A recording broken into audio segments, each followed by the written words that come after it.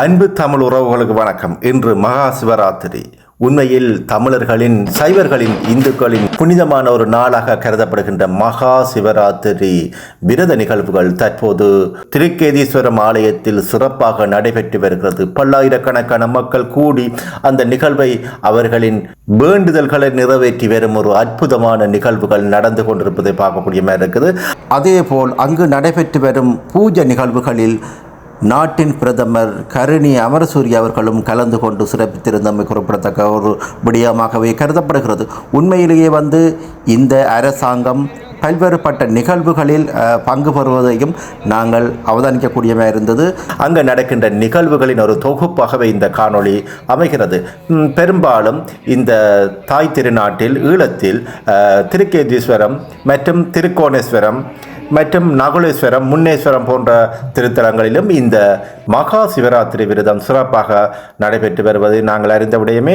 குறிப்பாக நெடுங்கேணியில் இருக்கும் வெடுக்கு நாரிமலையிலேயும் இந்த மகா சிவராத்திரி விரதங்கள் சிறப்பாக நடைபெற்று வந்தன. இது தொடர்பான அனைத்து விடயங்களையும் ஒரே தளத்தில், ஒரே காணொளியில் பதிவிடுகின்றேன். உங்களுக்கு பிடித்திருக்கும் என்று நம்புகிறேன். தொடர்ச்சியாக இணைந்திருங்கள். இந்த தகவல்களை பரிமாற்றிக் கொள்வதில் பெரும் மகிழ்ச்சி அடைகின்றேன். தொடர்ந்தும் இணைந்திருங்கள் மகா சிவராத்திரி விரதத்துடன்.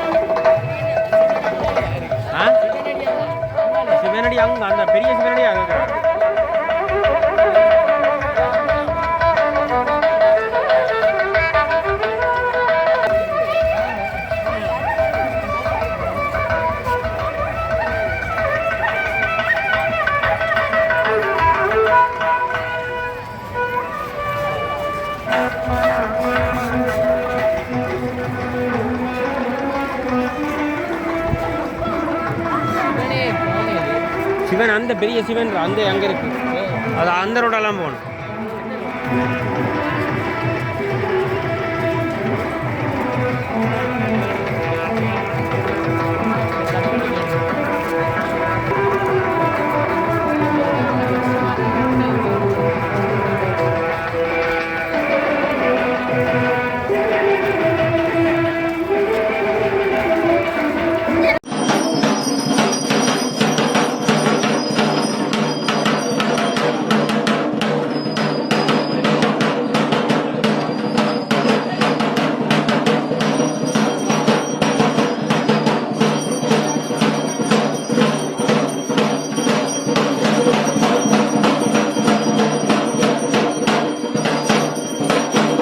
பார்வதிபதி அரகர மகாதேவா.